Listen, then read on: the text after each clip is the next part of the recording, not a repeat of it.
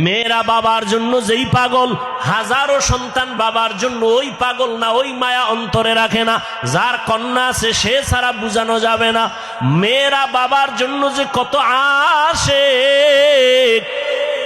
বাবা যদি একটু অসুস্থ হয়ে যায় ছেলেরা বিরক্ত হয়, এত অসুস্থ হসপিটালে কে নিবে। কিন্তু মেয়ে যখন শুনে খানা বন্ধ করে দেয়, পাগলের মতো দৌড়ায়।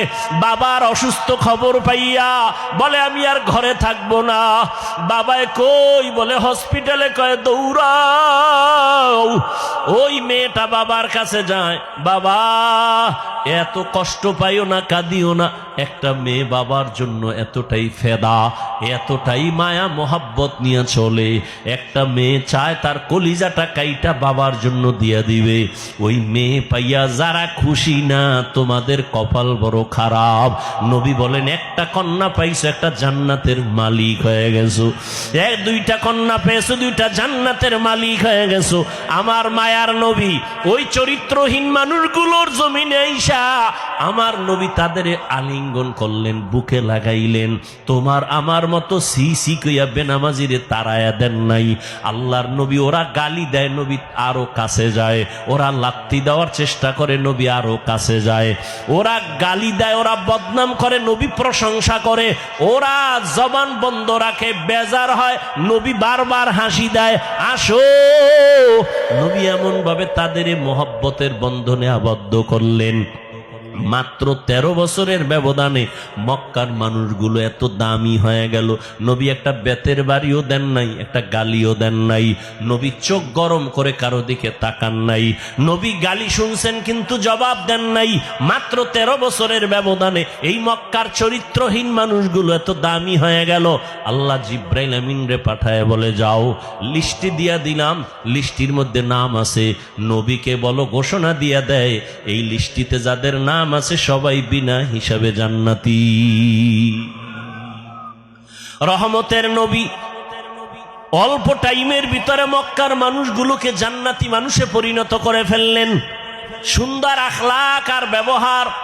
একদিকে নবী দাওয়াত দেন, অন্যদিকে নবী আল্লাহর কাছে সারা রাত দোয়া করেন, আল্লাহ ওই মানুষটা বুঝে না, হেদায়েতের দরজা খুলে দাও। ওই মানুষগুলো কি দিনের পথে আনো।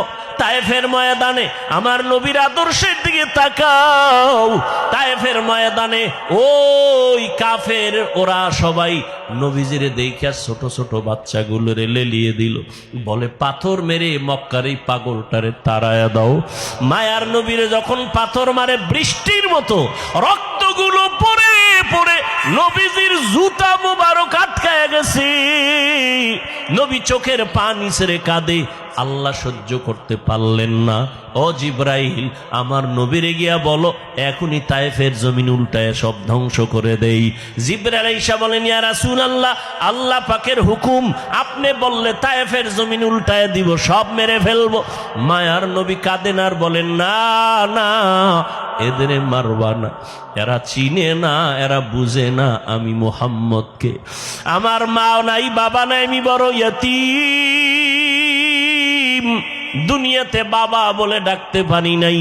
6 বছরে মা হারায় ফেললাম, আমি বড় অসহায়।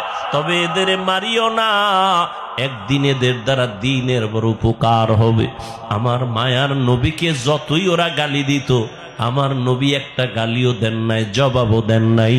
নবীর আদর্শ দিয়া মক্কার জমিনটাকে জান্নাতি মানুষ বানায় দিলেন সব। ও আল্লাহর বান্দারা, ওই রহমতের নবী কেমন আদর্শ কায়েম করে দিলেন।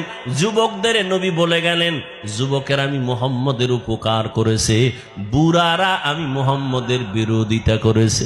ও যুবক বাবা, কয়দিন আর দুনিয়াতে বাঁচবা? আমি কিন্তু এতক্ষণ চিল্লাইলাম, তোমার পায়ে ধরে ধরে বয়ান করলাম।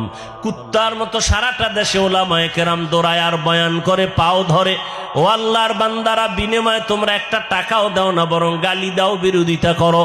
এরপর আলেমরা কিন্তু এর গালির জবাবও দেয় না, বরং দেখলে হাসি মুখে সালাম দেয়, মোহব্বতের সাথে বুকে লাগায়। এর একটাই মাত্র কারণ, নববী আদর্শে তারা চলতেছেন, দুনিয়ার মানুষের দিনের পথে ডাকতেছেন। ও যুবক বাবারা, আজকে আমি এই কথা বলি নাই তুমি আজকে আমার মতো পাগড়ি লাগাও, স্কুল কলেজে তালা লাগায় মাদ্রাসায় চলে আসো, না।